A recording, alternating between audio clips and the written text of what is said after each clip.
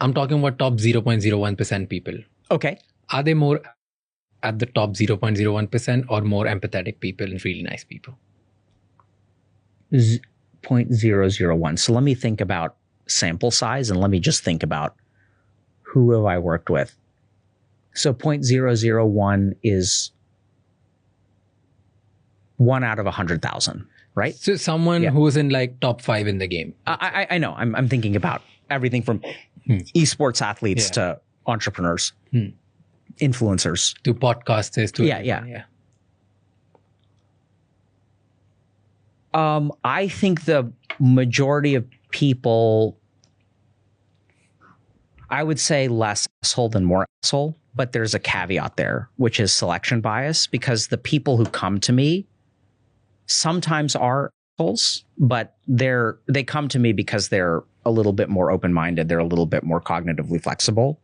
I think the people who are more in the asshole category or like super narcissistic wouldn't come to me.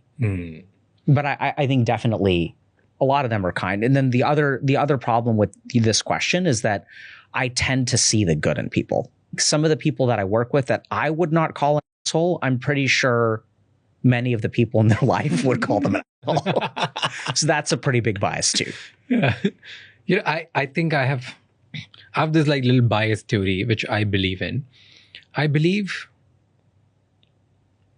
people who are asshole at work, they're really good at their homes, in their personal life.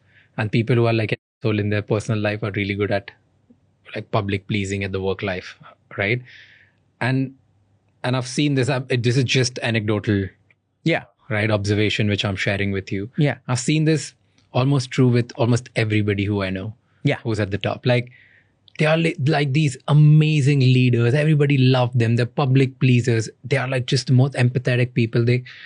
Some of their employees feel like he's better or she's better than like a therapist. Like so good. Yeah. And then their personal life, they're shit. They're terrible. They're like these monstrous people who are like almost care about nothing and nobody. And then there are people who are like darlings in their personal life, amazing, and at work they are like just like my way or highway. Yes, I think I largely agree with that.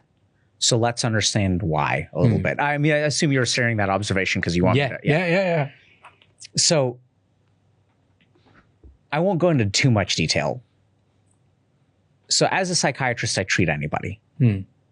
And one of the most useful parts of my training is I spent 3 months working in a jail. And sometimes I'll have patients who are like criminals. Like, and they can be, and maybe the best example of this, I won't go into too much detail, but if you look at like, one of these shows that has like mob boss, right? They love their kids. And then they'll like be ordering hits at work, So I think there's a certain element of that that's like absolutely true. Like I'm thinking about people that I've worked with that are like truly like sociopathic on like a different level and how nice they can be. Well, so there's different versions of this. They're not always sociopathic. Sometimes the ones I've seen sociopathic at home and at work. I've seen that. I've also seen not really sociopathic, but this is just the rules of the game at work and the rules of the game at home, or you're on my team or you're not on my team. I love my children, but I will order a hit on someone. Yeah. I've seen that too. I think that sometimes people will, this is a bit parasocial, but people will be like, Dr. K, will you adopt me? I wish I had a dad like Dr. K. And like, I think I'm a pretty good dad, but I'm not like the best dad. I'm way better as Dr. K. And like my kids, here I am like, oh, Raj, I think you should do whatever makes you happy, bro. But when my kid gets a B, it's like, right? All you have to be is the best. Yeah. So I think the other sad thing is that I think oftentimes people who really use a lot of cognitive load to be an inspiring leader every day at work takes a lot of neuro resources. So I think my family definitely gets the worst version of me. And that's really common, right? So my family doesn't get Dr. K. They get Alok. And like, thank God for that. Like, I think if my family would be completely messed up if they got Dr. K.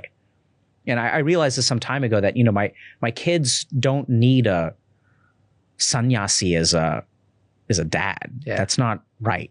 And so I don't like force meditation on them in a way that sometimes I wonder if I'm doing them a disservice, because I'll see other dads that are like, forcing meditation on their kids. But so I kind of teach them what they're excited to learn. We do some amount of like stuff, but I think it's absolutely true that, you put on a mask when you go to work, and you take the mask that you go when you go home, or take off the mask.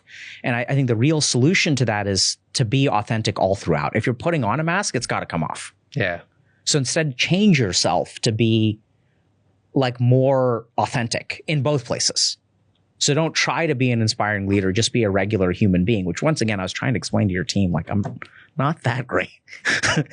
And they were like not having it, and it's like, so people will look up to you, right? So when you have a public persona, that's all they see. They don't see the, when you get mad at the waitress because your croissant is toasted too much or whatever, right? Like I don't do that, but I don't do that either. I've never done that. Yeah, I haven't done that either. But I do think that this kind of dichotomy is very common, and that's just a general principle. Psychologically, when you see, anytime you take a neutron and you split it into a positron, you always get an electron. And this is a really interesting thing that we've learned in psychology, where if you look at some of these new innovations in psychotherapy, like radical acceptance, right? So this is what the kind is of radical acceptance. So there used to be this idea, or there's a very common idea, like we were saying earlier, that sadness is bad, anger is bad. But now there's this new kind of perspective in psychology that nothing is bad. And so it's okay to be angry. It's okay to be ashamed. It's okay to be pathetic and feel pathetic.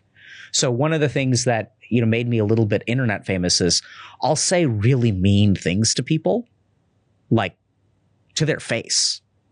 And they're okay with it because there's authenticity behind it. I'm just making an observation that, wow, you really think you're pathetic. And actually, when I look at your life, like, you are pathetic. Like, you've got nothing going for you. And this is what some people don't understand. There's a lot of these, toxic manosphere influencers. There's one thing that they do really well. So if I'm a loser who's like at home watching pornography all day, and I'm 25 years old, and I go out into the world, everyone will tell me, you're a man, you're privileged, your life isn't that bad, what are you complaining about? There's one, and I feel pathetic. And then the other thing is that I'll go to my mom, and my mom will be like, "Arre beta, you're beautiful, you're great, everything's gonna, So people will tell me, like, my life isn't, like, I'm a good person, I'm not a loser. The toxic manosphere influencers will say, yeah, you are a loser, here's how to change it. Yeah. So one thing I've learned as a psychiatrist is, if someone comes into my office, and it's a hard thing to learn, and they say, I'm suicidal and I want to kill myself, the instinctive reaction is, no, there's so much to live for. And the best reaction as a professional is, help me understand why you think that way. Right. And then what I discover is, like with the person I talked about like an hour ago, this dude who's a very successful banker who has a noose in his basement. And it's like, okay, like, help me understand that. And to understand that human beings aren't stupid. And if he's got a noose in a basement and his life is so good, this is what people don't understand.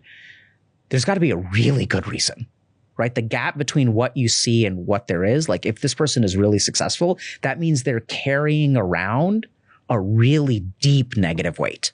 Does that kind of make sense? Because if you see them at positive 100 and they're suicidal at negative 100, there's a minus 200 swing there. And so really accepting that, understanding that, okay, like, we're going to accept what you are, that can become very helpful. But that will require a lot of not only individuals to change, but a lot of professionals to change, because not everybody can do this acceptance thing.